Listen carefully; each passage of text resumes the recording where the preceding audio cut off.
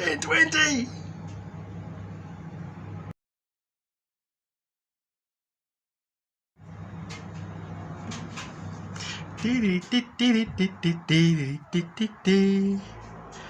Oh, 10:20 again. I'm sure it's fine. Getting there.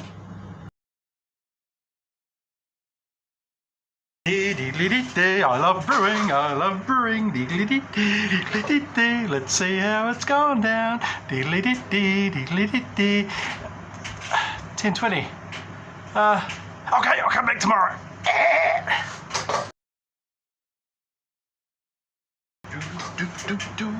Here we go again. Here we go again. Still at 2:20. Ah, sure it's fine.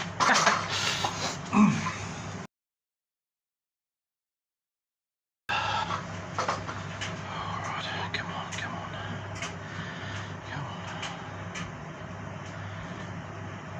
on. 1:20. Okay, I'll try again tomorrow.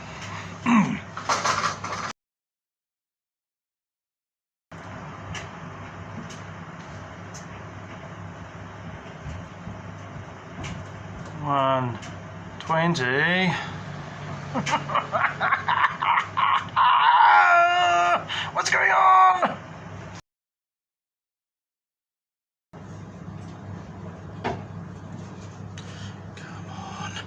Come on.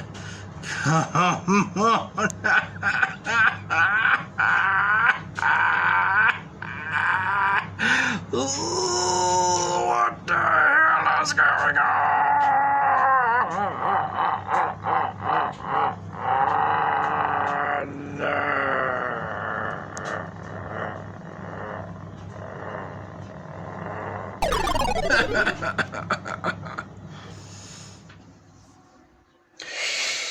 Yeah, don't be like that guy. Hey guys, happy handbrake Tuesday. Happy homebrew Wednesday. Cheers.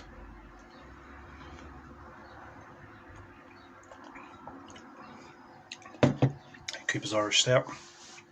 Yeah, it's pretty bloody frustrating, isn't it? Stop fermentations, I've had them, and they do your head in. At some stage or another on your brewing journey, you're going to come across it. It's pretty inevitable. But what is it? What is stuck fermentation? Well, as you saw, it's basically when your yeast is chugging away nicely.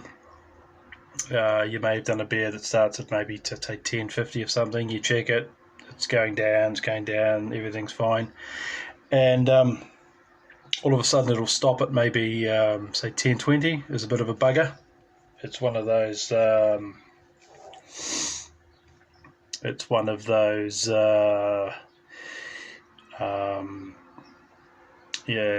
the graduations that it'll sort of stop at. I've had it happen to me, generally around about there. And because the yeast doesn't ferment at a constant rate, it can be a little bit predictable sometimes. You shouldn't really worry until your gravity readings are the same for at least between 48 and 72 hours. Then you may possibly have a stuck fermentation.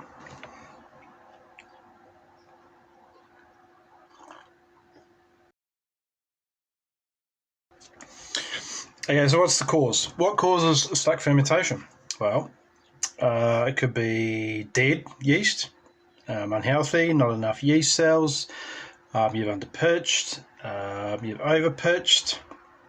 There's a lot of causes, excessive carousing, loss of healthy yeast through the blow-off tube or what have you, not enough nutrients. I haven't got any on stock at the moment, but I used to add yeast nutrient, keep that healthy, keep that yeast chugging along nicely.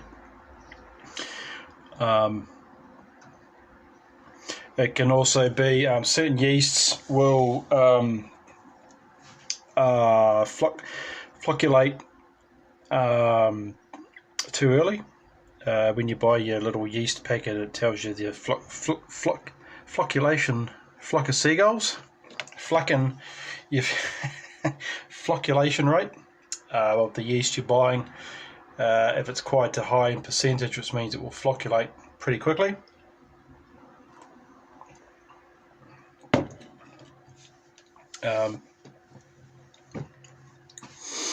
It could be your temperature's too low. You need to give it a bit more heat if you're using temperature control. As I do for the ink bed, take it up a couple of degrees, rouse the yeast. It could also be too high. The yeast could be too high and it causes what they call autolysis, and therefore you'll get a stalled fermentation. So, how do you prevent a stuck fermentation? Well, be respectful of the yeast you're using.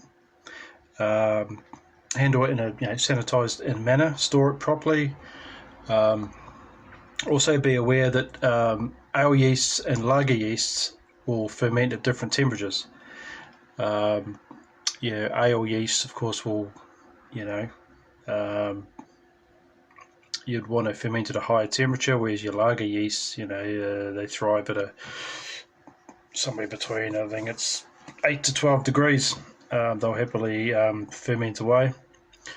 I've even heard of guys, sounds very sort of chemistry based, they use a thing called a hematometer, I think it is, and you can actually count your yeast cells. That's way out there, out of my league, but you want to have, I believe it's about 100 billion cells at least to get a proper ferment and avoid stuck fermentations. So how do you kickstart one? How do you kickstart a fermentation that's stalled? Well, there's a few tricks and tips you can do. If you're finding the temperature, as I said before, as I alluded to before, the temperature, you can always lift the temperature, bring it up, get it going that way. You can always try to rouse the yeast, which means you pick up your FV, give it a bit of a swirl, not too vigorously. You don't want to be introducing oxygen into your wort because you'll get oxidation. And put it back and check on it maybe 12 hours later to see what's happening through your airlock. So I've had, that's what I do if I've had a stuck fermentation. You can also add a little bit more yeast. Make sure it's the same yeast that you were using previously. There is a tendency for certain yeast to stuck. SO4 is a shocker for it, apparently. I think Nottingham will stop at 1020 as well. But just a few tricks you can try there, guys, if you do come across it. So I hope this has been informative. I've just started doing the I've just started cleaning everything FV for the apple cider. We even got some SN9. I was tossing up whether to get some MO5, which is your traditional mangrove jacks. I went and bought one of these. I think he's here. We've had it for a while, and it's a little light. So when you're on the YouTube, turn it on, it reflects off your face. So I've just got a little light going on here at the moment. But this is the professional one. I'll use it on my next vid. So everything's sort of just cleaning, sanitizing. I'm going to do a little trick to oxygenate the wort and see how that goes. So looking forward to using that SN9 yeast. So I'll leave this one here, guys. If you've got any questions about anything to do with brewing related questions, please let me know. Drop them in the comments below. And remember to support the brewer by liking, subscribing, and commenting. Cheers, guys. Until the next one.